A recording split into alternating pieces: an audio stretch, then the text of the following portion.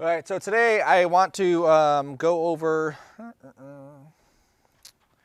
the next assignment, just to give you a brief rundown of stuff we have left. There's 11 class periods left. I don't think we're going to get to every one of our assignments, at least to the depth that I was planning on, which is fine. It happens sometimes.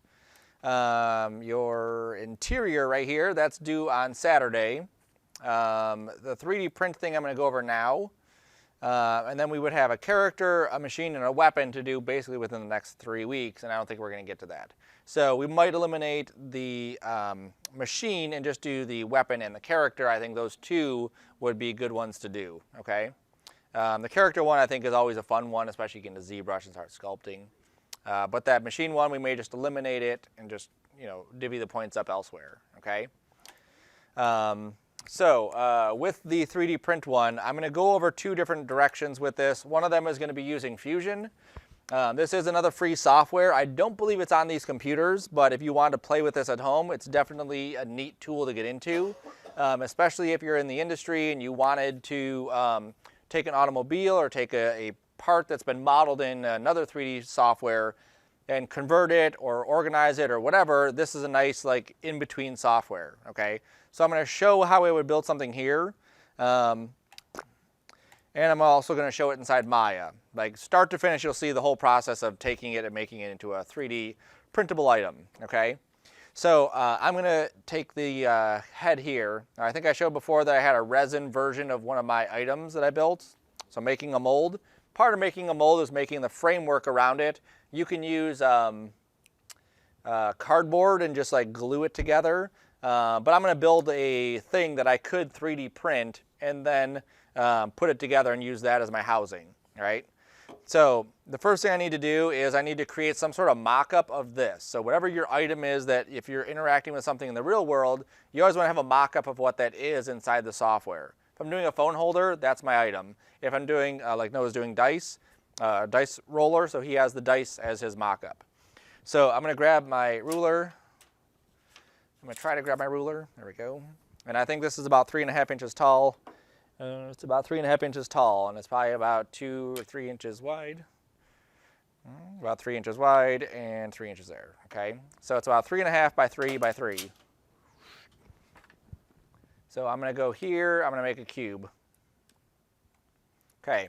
I'm going to forget, so I need to write it down. 5 by 3. That's wrong. See, I already forgot. It was 4, and then 3.5. There we go. All right. So remember, we have different increments, right? So this is centimeters inside of Maya. So I need to punch in actual inches into here, or use centimeters as my number. I can verify that just by going to my settings and verify that I do have centimeters here. You can change it to inches. I think it's better to work in centimeters because it's a little bit easier to work between different centimeter type things. The 3D printer works in centimeters, so I'm just going to keep it in there. Little running dude with the gear, being chased by a gear. You can't see it on the screen. Oh, man. Oh, my God. Okay. It wasn't that. And then you tell me when. It's still not on? I still cut off on that side? Oh, my gosh. It's really that far over. I don't know what's with this projector. It's connected. All right. So I'm going to leave it as centimeters. If you need to bring something up, you can definitely do that and type in 4 centimeters to inches. Sorry, 4 inches to centimeters. And this is 10.16 centimeters. Okay, so I'm going to go here and 10.16 centimeters. Obviously, my scale dropped huge. This was set up for our Unreal world, which was life size, right? And it felt obviously a lot bigger, but it's actually down here. That's the correct size. That is 4 inches as 10.16. So that's my object, okay, roughly. I can shrink this in a little bit in the width. So in the X direction, I'll jump over here, 3.5, That's 8.89, 8.89. And then the same thing in the Z, 8.89. There we go. Okay, so there's roughly my object. Now, I like to triple check things because if I'm going to go work on this any further, I want to make sure it's exact. So under Create, under Measure Tools, you can actually use a distance tool, which will tell you how far 2 points are. So if I hold V, which is snap to point, and I click, I can verify that that's 8.89. And I can hold down V still, click, and that's 10.16, okay? Now, notice too, if I click this point and I click that point, it's 13. That seems like it's off. Obviously, because it's at an angle, it's going to be off. So just be aware that you want to do that somewhat often just so you can keep those things under wrap. Now, our max size for this is 4 by 4 by 4. This is about 4 inches tall. So I'm going to make this bigger with the assumption that I'm going to print it a bit smarter so that I don't use up that whole 4 by 4 by 4 area. Okay, so something super simple. If I go to a cube and I'm just kind of building this to look like what I want it to look like. Oops. Everything has to have some sort of dimension to it.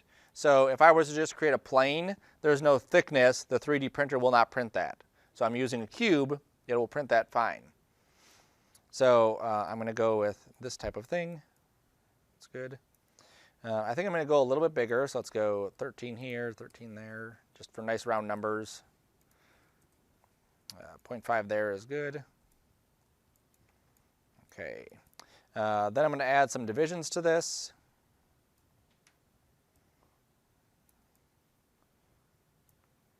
Oops. I need to give this a little bit of room. Otherwise, it will not print nicely, or it will not be a nice mold. Bevel edge, there we go. And then I can scooch that over some. Okay. Now I'll do the same thing this way. I'm going to turn my grid off just so I can see it better. So I'm just using the regular modeling tools. There's nothing fancy about this part of it. It's just build it. Bevel this edge, go to fraction. That looks even. Okay. And then this will be my wall going around.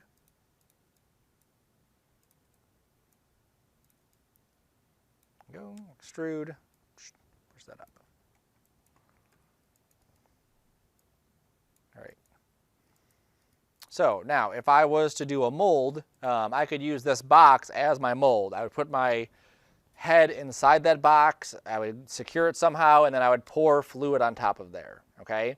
And that would work to create a mold. The problem would be, if I take the mold out, how do I get it out of this box now?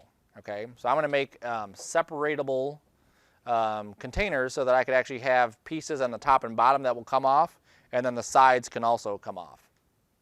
So I'm going to go into my top view, and I'm just going to do some modeling on this. So I'm going to insert some edge loops right there. And I'm going to insert an edge loop right, come on.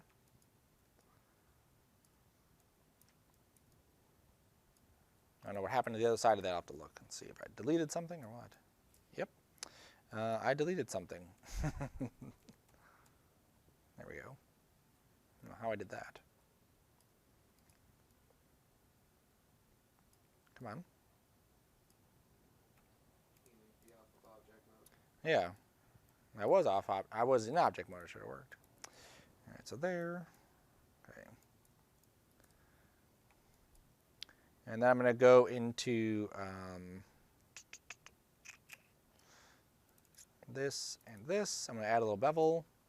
And so I'm thinking about, at this point, just the construction phase of how I would create a shape like this, how I would build these pieces so that they could be separated, separate pieces. Okay. So I'm inserting some edge loops here. That's good. All right, so that's good there. So I think I need another one right there, I think, right down the middle, and right down the middle there. And I'm just resetting these back to 0.5 so it's exactly in the middle. It wouldn't matter if it wasn't. I'm going to delete this bottom. And it should be good, except I think I missed. That's there, that's there. No. Oh, this, I just went there, that's why. Okay. So this has to come here, and there.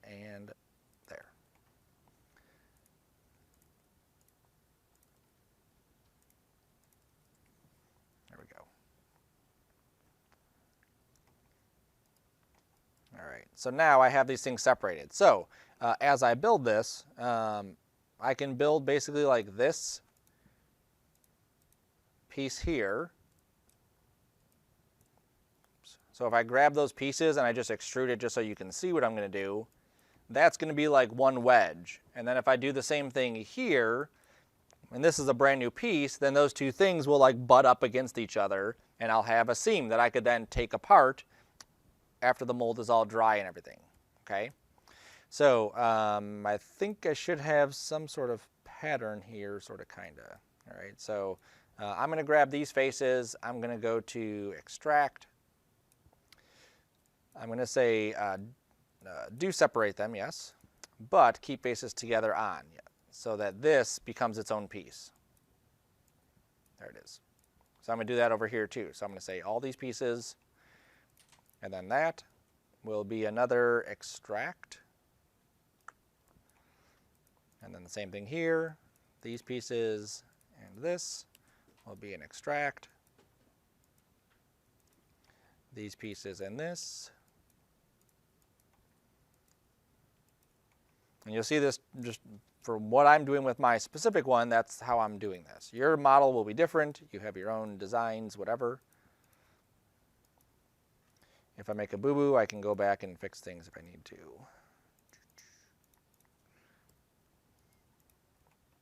Cool. So there's all my individual pieces. So now I'm going to grab all the pieces, extrude, and then pull that down. Actually, I'm going to, that's fine, I'll pull it down. Here's my height, so -14. Let me jump over to this real quick and just verify how big that's going to be. 5.5, that should be good. Okay. I'm looking at a little bit of a margin between my model and the top and the bottom. If it's too tall, I can definitely go through and pour less mold material in there. But if it's too short, I can't do anything with that. Okay, so that works pretty good. So that seems like it fits there. So now each one of these is a separate piece. We can't see it very good. So I'm going to go to Mesh Display and reverse this. And now it's facing the correct direction. Okay, so now this piece should be able to slide in and out. Okay, or I should be able to take those things and just pull them apart. I need a cap on the bottom. So I'm going to create a different shape here. I'll use my create polygon. And I'm just going to click the corners. There we go. And then I'm going to extrude this, give a little bit of a area here where it could actually snap into that area. And then I'm going to go around the outside and extrude that. And try to get this somewhat lined up with that one. That's good. Okay. The top really doesn't need a cap on it. I could put a cap, but I don't think I need it. That should be good. I just need to reverse this again so it's back to being the correct direction. Cool. So now here is my, there's my mold. Okay. Now, when we 3D print stuff, there is a, in 3D, obviously we can get these things lined up perfectly, but when we 3D print it, they wouldn't line up perfectly like this. There'd be a little bit of a rubbing against each other, okay? So where I have this cap at the bottom, let's say, what happened to that? I thought I pulled this out further. Apparently I did not. Let me extrude that. Oh, that was that. I guess I didn't extrude this far enough. I'm going to pull it in. There we go. There we go. Okay. So this right now is lined up perfectly with this edge. So what would happen is when I 3D print it, that won't fit inside there, because in 3D, yes, it's fine. They line up. But in the real world, they can't print with that clearance to fit inside of it. Okay. So I do need to shrink things down a smidge so that they will do that. Same thing with these pieces. I do need to add a little bit of a margin there. The more accurate you need these things to be, the more of a margin that you need to have on those. So if I go into my top view, that's not the top view, and let's say here these pieces are going to touch, I could just take this and just nudge it over slightly. Actually, I'll do both sides here. Just grab the whole thing and just nudge it over slightly, and then grab this line and nudge that back a little bit. Okay, now this is not accurate at all. This is just me just like literally just nudging stuff and then hoping after I 3D print that it'll work. Okay, so then I would do the same thing on this side. I would grab my points. I'm pulling them away from that piece, and then I'm grabbing these ones and pulling them away from that piece. And usually just that little bit is enough for it to fit right inside there, okay? If I needed to, I could, put a little bit of glue in there or whatever if, it didn't match perfectly, but I think that should work, okay? Now I'm not scaling them all the way down because that would kind of ruin their shape. So I'm just grabbing all those pieces, just nudging it this way, grabbing this line, nudging it that way, okay? Now mine's an assemble piece, yours might not be an assemble piece. Your item might be just one solid piece. It's fine, there's nothing wrong with that. A lot of my first ones were. This is a little bit more complicated than that. Okay, so I would do that all the way around. So pretty much this is done, okay? There's still some work I could do to it. So I'm gonna hide my box there, and then I'm gonna prep this for printing. So even though this is all, I could print it like this, it would print fine. I'm actually going to lay all my pieces down so that it would print a lot faster. Whoops, not like that. Let me grab this cube, let me freeze my transforms. Now if I grab this and rotate, I don't get that weird stuff I just had. Okay. So I'm going to grab these two and rotate them 90 degrees. I'm going to grab these two, rotate those 90 degrees. Now that adjustment I would do on all of them, I didn't do that to all of them. Okay, so I'm going to give a little bit of room here, a little bit of room there. And what I'm doing is I'm just laying out what those pieces would look like when they print.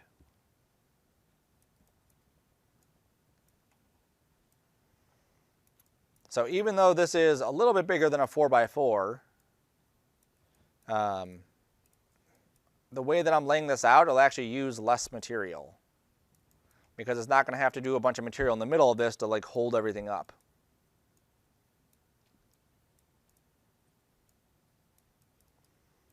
Okay, and then this one, I'll slide this over, slide this over, slide this up, and slide that over. And then I'll just go into my front view and just make sure everything is locked in.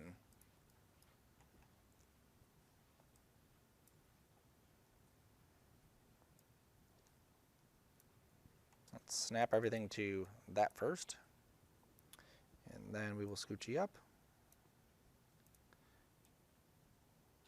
There you go. Okay, and then slide that in there. Okay, so now let me just see how big this is going to print now. Measure tool distance. And this is just a rough number because I'm not zooming in to get the exact corner. 45 centimeters, which is about 17 inches. That's way too big, that one print at all. The plate on the printer is 10 by 10. So I have to just kind of reconfigure these so that they would print in 10 by 10. 25.4.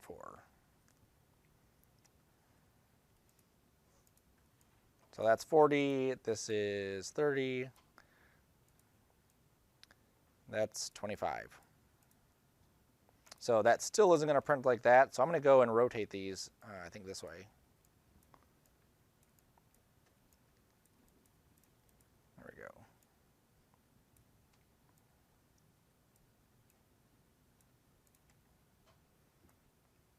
And if I get these close enough, I can really save room on the printing plate and make this go a lot quicker. The less the printer has to move, the faster it'll print. So that's good.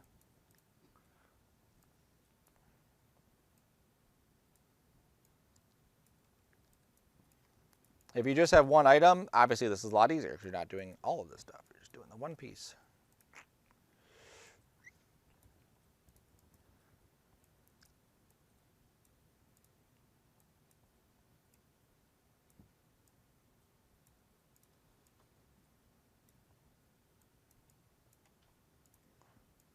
Slide that up. And you can already see I'm going to use up a lot less space based off of this line up here. And you want everything to be snapped. If it's not, you're going to end up with some like weird stuff. This is not snapped. There we go.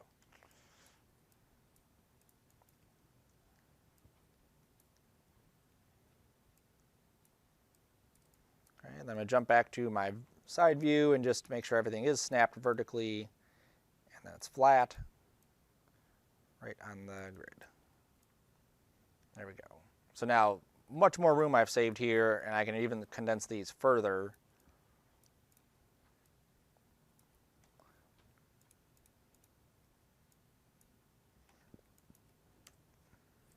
Cool. So that looks like it's pretty good. All right, so I'm going to freeze transform. Now I'm getting it ready to print. I'm going to unparent everything, so I just hit Shift P. I'm going to delete all my history. I'm going to, oops, I didn't click that one apparently. Delete history, there we go. I'm going to group everything, center pivot it, and then snap it over here to the origin, and then put it right on the ground plane. And then freeze transform again. Okay, so there's all my pieces. Let me just adjust them again, just this way. There we go, much better. Freeze transform again, delete history again, good. Are we height-wise good? Yep, everything's good there. Okay. So now I'm going to take this group and I'm going to send it to, where did you go?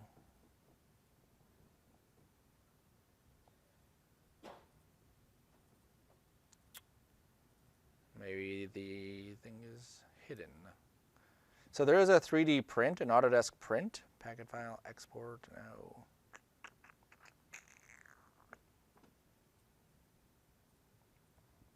Quarter, rotate, scene assembly, turtle, studio.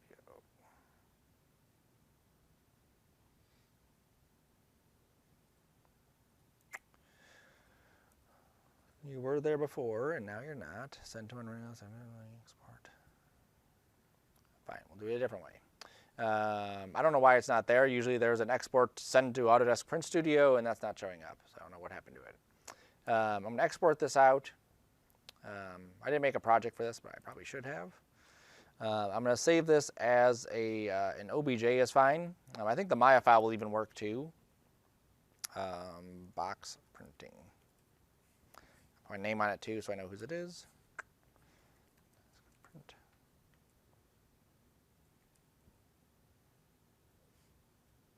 There it is.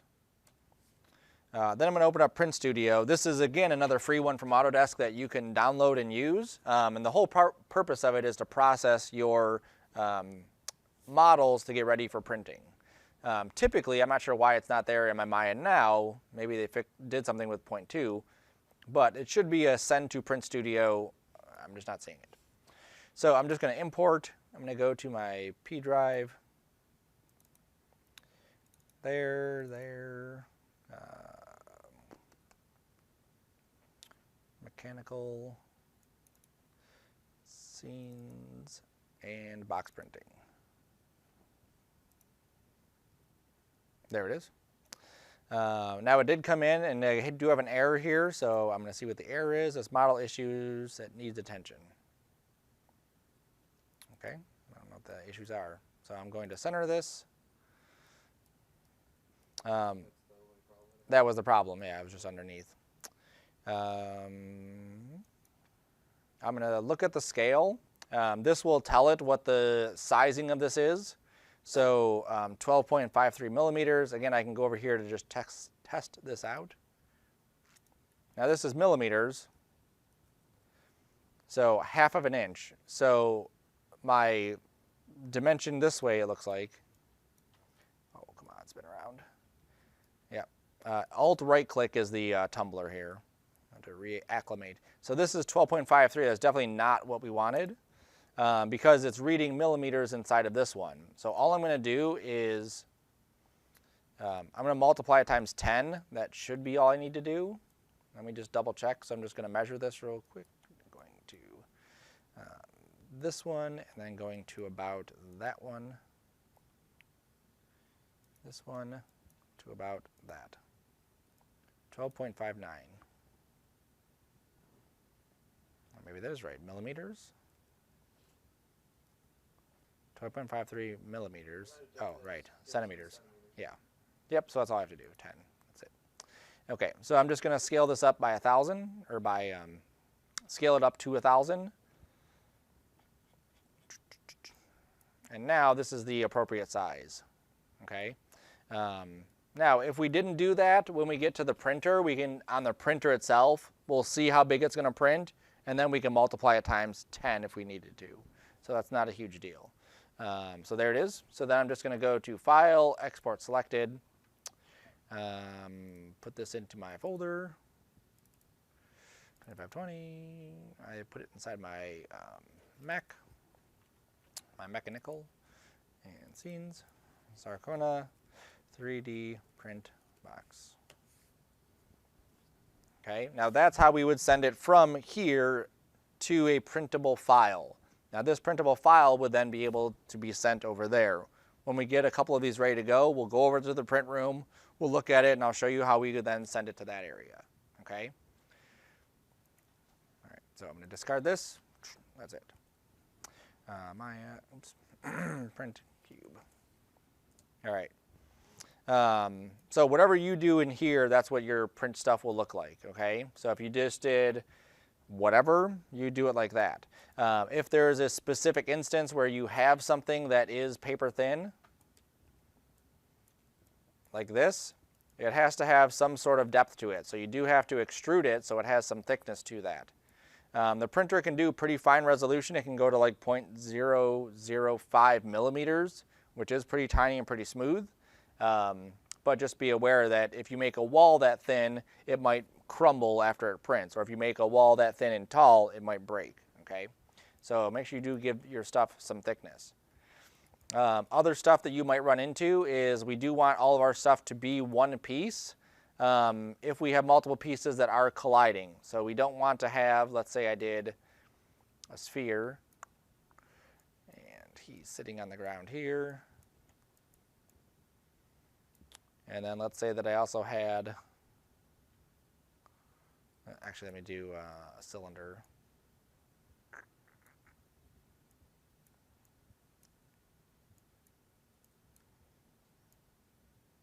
There we go.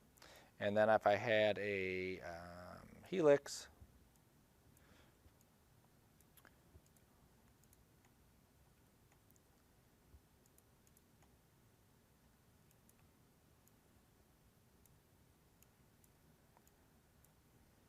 all right, so that's my model, right?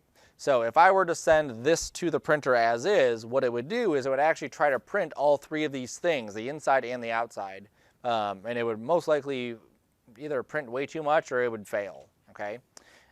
So what I need to do is get rid of the stuff that I'm not seeing, okay? So I need to get rid of all this stuff and have Maya think of this all as one big surface. So a tool that we have never used before and we will never use again, except for these specific things, is Booleans. Very specific uses. You have to do a lot of work if you're going to do any kind of model with it, but for this, it works pretty decently when it works. So this is going to take these two surfaces and combine them together. Okay, so I do that, and then if I go on the inside of this, you'll see how we have this all cut out. Let me turn on my two-sided lighting so we can see it. Okay, so now that's fully cut out. It's not going to try to print that. And I can do the same thing here. Mesh, Booleans, Union, And now those two pieces are connected, and there's actually like an opening right there. Okay.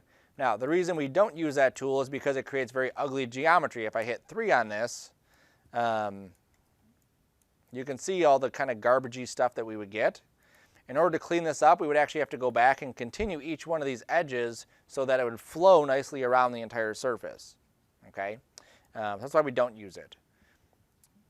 Other stuff that you may want to use this for, if I set this to difference, oops, wrong one.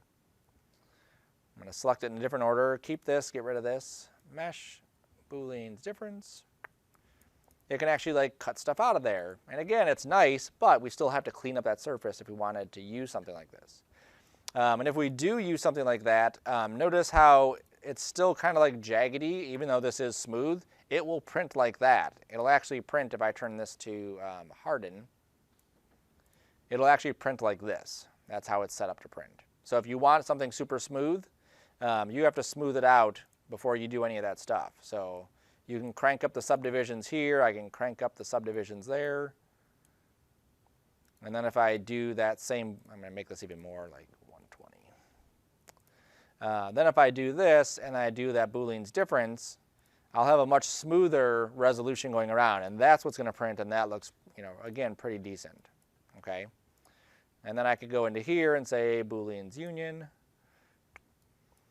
Just a warning, Booleans does suck sometimes, where it'll literally just disappear. If I took this and duplicated it and rotated it like so, and then I tried to do those two things together, it's going to work today, guaranteed. Yep, so it still works. And then I duplicated this, and I rotate that around, and then I grab that one. I'm trying to break it, and it most likely won't break while I'm lecturing. Nope, that still works. That's still subtracted. But what's going to happen eventually is that both surfaces just disappear. This is the time to use Booleans, apparently. So if you ever have issues with it, just start lecturing about it, and then everything will work fine. There we go. Just take my word for it. Okay? It literally, your stuff will just disappear. They didn't. It's just how it works. Yeah. So over here on the side, this is all the Boolean. So it does save all these pieces. If you move any of the old pieces, it will update the model. So that's what it's trying to do now. There it goes. So it did break, right? It's gone. The only way to get it back is to undo it, move the surface a little bit, and then try to get it back to working again. And that's another reason why it's just a sucky tool. Okay. So I'm just going to delete that. I'm going to delete all this crap here. All right, so that's how you could do stuff inside Maya. I have a bunch of stuff that I have 3D printed, set up, organized, bless you. My files, 3D prints. Oops, I'll go to a new scene. There. Prints. Cup holder. What? Fine. Let me jump back to here. This will import it no problem.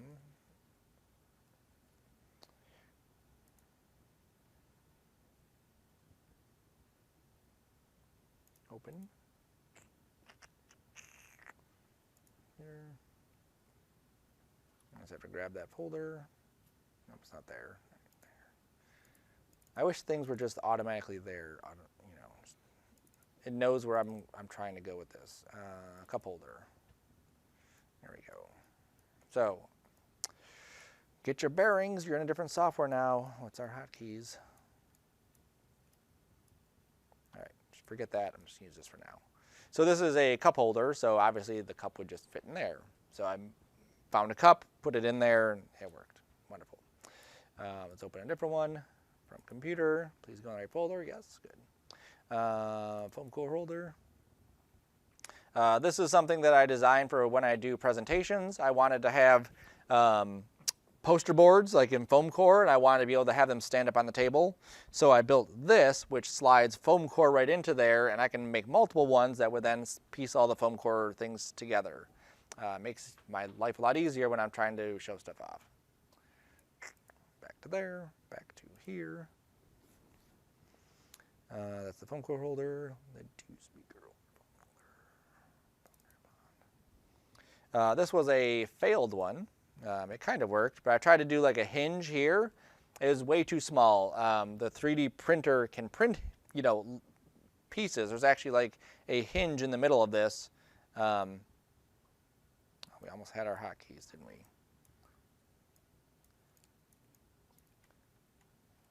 There we go. Shift and middle click. All right. There's actually a hinge in the middle of this that would allow this thing to like kickstand backwards, and then your phone ideally would sit in here, and then you could kickstand it back, and then like set your phone down. The hinge was too weak. What was that? The hinge was too weak. It was too weak. It just broke. Yeah. So sometimes you do that. I had a student who did they tried to do a fidget spinner, and the printer couldn't print out of the ball bearings in there. Theoretically, yes, it would work, but realistically, it did not work. Yes. I'll get to those. Tomato loop.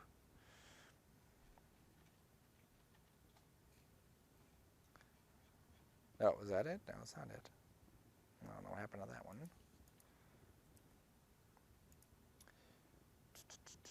Steering wheel. This was another device. Hooks onto the steering wheel. I think I showed this before up there. And then your phone can sit here. No, I didn't have that one. So this one, you can plug your phone in while it's charging, while you're sitting there like waiting for your kids to get out of school. And you can have your phone, and you're not like holding your phone like a caveman, right? You can actually just like sit back and put your stuff on there. It worked out pretty good. So again, just little things. Evolution of, you know, how wide is the steering wheel? Does that hook need to be? And then as this came down, like this is where the phone cable would stick back there, where I could put my fingerprint thing. The power cord would be down here. There's a little ledge so it doesn't fall off. How far this goes is how far down the steering wheel. Some steering wheels have a big gap there, so if it was too short, it would just like fall behind it. The thickness of this one specifically was not very good, so I actually printed a thicker one.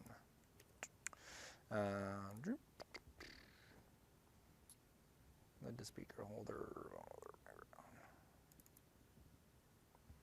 There's another foam holder idea. This one was something else that I was kind of conceptualizing to have, you know, the foam core would sit here, but then something else could sit there. These are little things. Okay. Lots of different, you could literally come up with an idea and just print it. It's amazing. All right, so that's the Maya way to do it, sending it through Print Studio. This way, this is using Fusion. Different way to model. I'm going to stop the video. I'm going to make a different video. That way you can jump to the other one if you want.